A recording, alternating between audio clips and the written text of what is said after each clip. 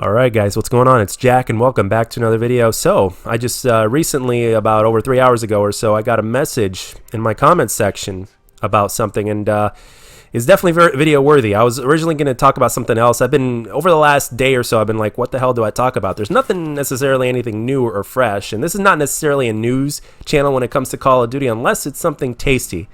And that is where this comes in. So I'm going to read this to you, and I'm going to put it on the screen, but I won't put it to where it covers the entire screen, so that way you guys can see the gameplay as well. And the comment goes like this. So Whitney Nichols says, Infinity Ward's latest update has completely removed the ability to join recent players from game lobbies unless you are friends with them. They have completely removed the ability to beat skill-based matchmaking. This is fucking ridiculous. Why are good and loyal players / fans being punished by Activision? Every match is a sweat, camp, clan orgy, shotgun, quickscope, punk bitch, sound, whore, fuckfest. What the fuck? All right, and of course I respond, looks like I know what I'm talking about in my next video. So, okay, I'm going to talk about this, I'm going to respond, and I'm also going to offer some friendly advice as well that has kind of helped me out and something that I do on a yearly basis, whether the game is a sweat, fuck, clan, whore fest or not. Now, obviously, one of the reasons why this is so bad and why a lot of players are suffering is because the algorithm itself is not truly balanced to where there's a ranking system to show true skill and everything like that. It's a ranking system, and a lot of the solo players specifically are the ones that are suffering the most. And that's Activision's thing or whatnot, and it's a pain in the ass pretty much for everybody. But the one thing that's making it worse is the fact that the game itself is not a rushing game. It is not built for there's basically you rush, you get punished. Even the best rushers in the world have had to adjust and kind of slow down in order to kind of counter the way this game is designed to play. And that is a pain in the ass, especially when you're dealing with everybody running around or everybody having a shotgun and hiding in a corner, or just somebody with an M4 in one of the safe spaces just peeking out a window and not moving. And when you're the only one who's moving, it's a pain in the ass because you can't move until you get dead silence, and then when you do, it's only for a certain period of time. And the question is, will you even find somebody before, so that way dead silence can recharge, so you keep moving around, and it's boring. It's a different game. They had a different design methodology, and I think that's what's making it worse. Remember, one of the things that I want to say in response to the comment is, remember, it is a lot easier to camp than it is to rush. Like, to rush success, especially in Modern Warfare, obviously. But but the thing is, like, the game itself was designed from the ground up to literally combat us, the good players, the 10%, the 20%, or however it may be. The game was designed to basically combat us.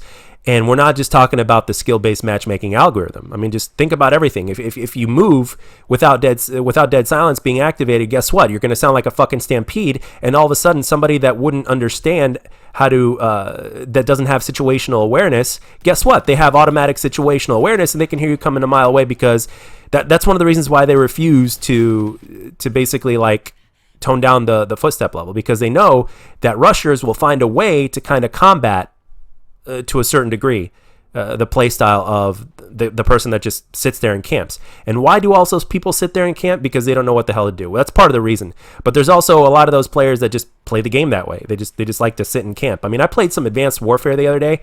Like, one of my more recent videos is an Advanced Warfare gameplay, and everybody was and it was one of the most campiest lobbies I ever had. Now, I was thanks to the game's design, being part of the reason, I was able to literally shit on that lobby because, again, it was counterable, because, you know, there weren't footsteps that could be heard all over the place and yada yada yada. So the thing is, I was able to, with skill and decision making, I was able to basically combat that lobby.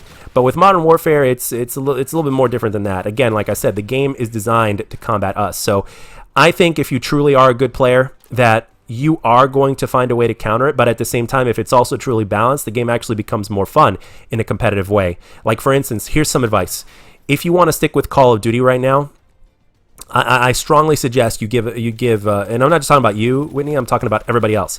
Like, give the Mercenary Deathmatch playlist a shot in Black Ops 4 if you haven't, because it is an absolute blast. Even when it's sweaty, it's an absolute blast, because you can actually come back and drop streaks on other people, and the lobbies are better balanced right there because there's no teams to worry about. And when there are good players, because there are a good amount of players that are good that play the Mercenary Deathmatch mosh pit, it's an even playing field, and it's absolutely satisfying dropping streaks on good players, and you actually get to see how much how much they're able to truly handle and how good they really are. Now, the thing is that I understand that doing the exploit of joining session is probably the only way to make Modern Warfare enjoyable, because you can run around. But I don't think it'll be necessary. Well, the thing is, like, in the next Call of Duty game, I think we'll be better off, even though they're probably going to have this as well, to where you can't join session unless they're in your friends. And to be honest, I saw it coming. I was actually thinking about it a few days ago. I'm like, it's only a matter of time before they counter this, because thanks to the popularity of the internet and channels out there, not just channels like myself that do gameplay commentaries, traditional gameplay commentaries, there's also channels out there that are specifically designed to help people become better at Call of Duty.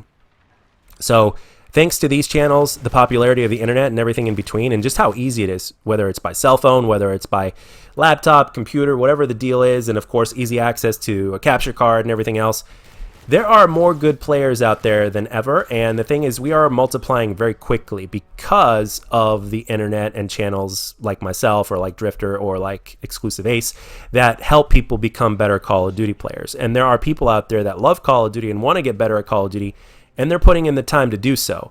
The thing that's a pain in the ass now you've got is the skill-based matchmaking. You've got Call of Duty this year that was designed for newbies, with save spaces in mind, a really, really fast time to kill, a shotgun that can kill you from God knows how long. They can hear your footsteps coming a mile away. There's no dead silence as a perk, so you're very limited on the movement.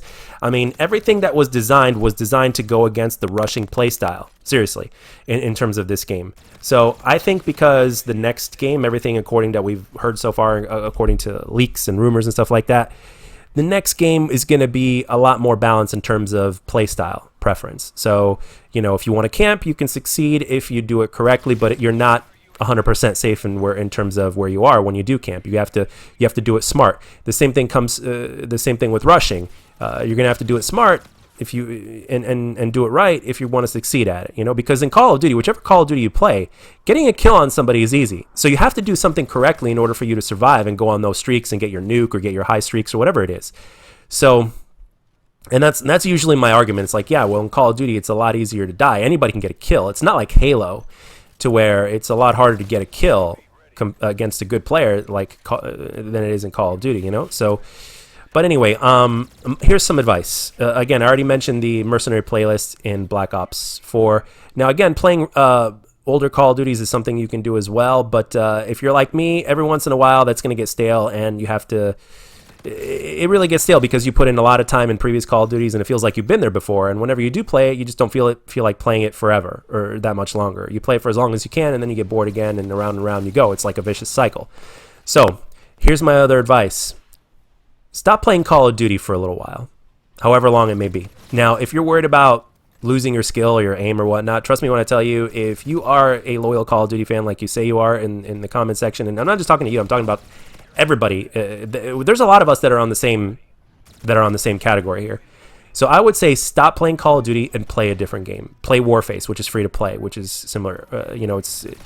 It's not a good quality, but it is what it is. Play Warface. Play, I don't know, if you like Battle Royale, play Fortnite, play Warzone, play Apex Legends, play something else. Play a completely different game. Play a single-player game. If you have a PlayStation, play some God of War.